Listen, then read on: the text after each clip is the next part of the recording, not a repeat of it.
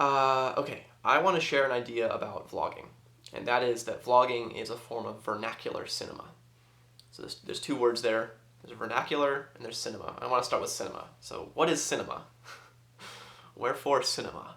Um, Cinema, I think, is just like the art of the moving image. It's a particular communication technology, media technology that was developed in the late 19th century that has sort of formed into certain industries of like Hollywood movie making and of TV broadcast and all this. Cinema, I'm not going to take the whole like video to explain what cinema is. I think of it as just at the very simplest level, the moving image. Vlogs are a deployment of the moving image, right? We're using cameras, we're using frames, all the same technologies are there, just different versions of them. And so why exclude vlogs from cinema? This word vernacular, so if vlogging is vernacular cinema, what does vernacular mean? I think vernacular is a really useful word, a really interesting word, and it's packed with a lot of meaning. So vernacular comes from the Latin verna, meaning house slave.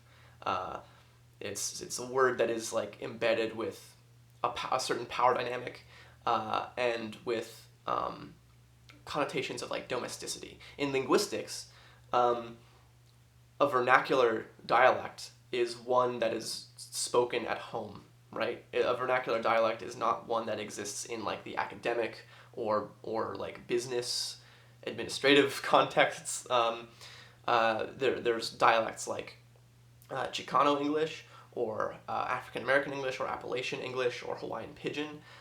These are all languages unto themselves, right? They have internally consistent rules and grammar and syntax, but are nonetheless excluded because, for whatever reason, a hegemonic structure has decided that they don't belong in a certain space. That there's like class elements to this. There's a power dynamic to that. Vernacular languages are relegated to the home because of power dynamics. And with vlogging, I think that vlogging has been excluded from academia because of a certain power dynamic. There's an assumption that because vlogging is amateurish or informal, that it must lack form, which of course is not so. Like, I think that vlogs have rules and grammar and that they need to be studied and mapped as you would a vernacular dialect like Hawaiian Pidgin. Now, to be like absolutely clear, the like the racial hegemony that exists, that is a very important part of the context for how vernacular dialects are seen. That doesn't exist with vlogs, right? Like, there's no racial elements present with vlogs to really like as part of the enforcement of that hegemonic exclusion. But I think that this word vernacular just sort of works really well because of the power dynamic that it expresses.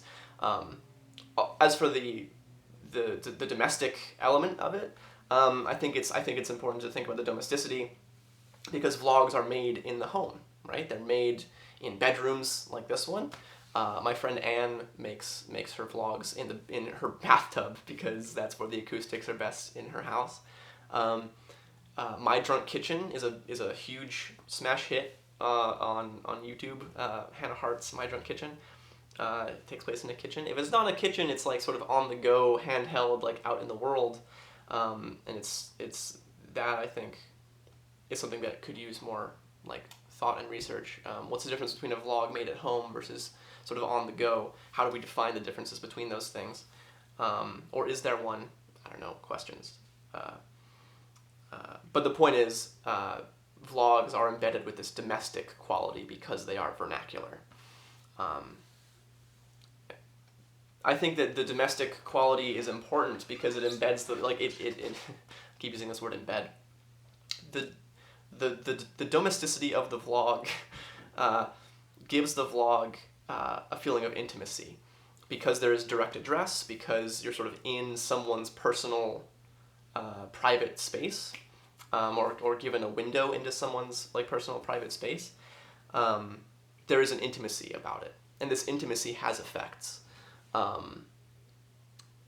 I've talked on my channel in the past about parasocial interaction, that an audience can develop a relationship with a vlog persona, a one-sided relationship at a distance, and that this is sort of a dicey relationship.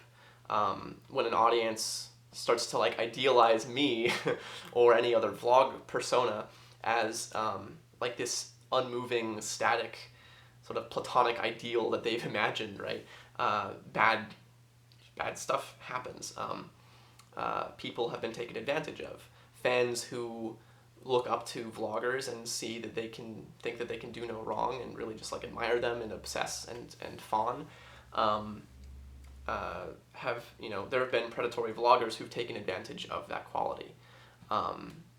And for big YouTubers, when they are on the receiving end of that fawning, of that,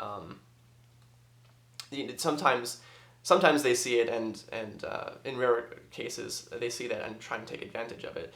In other cases, they see it and are sort of scared by it. They can be overwhelmed. If you achieve sudden YouTube success and you've got all these people who are like thinking about you in a certain way, that's weird and unsettling, and it's harder to deal with, I think, if you don't understand the nature of that relationship. The point of this is, vlogs are vernacular cinema, therefore there's a power dynamic, and there's this domestic quality. The domestic quality begets intimacy, and this intimacy can lead to, is a constituent, or it is a factor in this whole parasocial effect that I've talked about in the past on my channel. That's where we're at so far. I think that these are important things to think about, right? Because people have been hurt, people have been killed, like people have died because of a lack of understanding of this relationship. I mean, it's hard to talk about because I've worked with people who've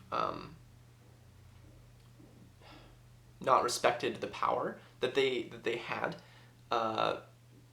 as like the recipient of attention from fans, and it's ugly. Like, it gets bad, and so I don't know.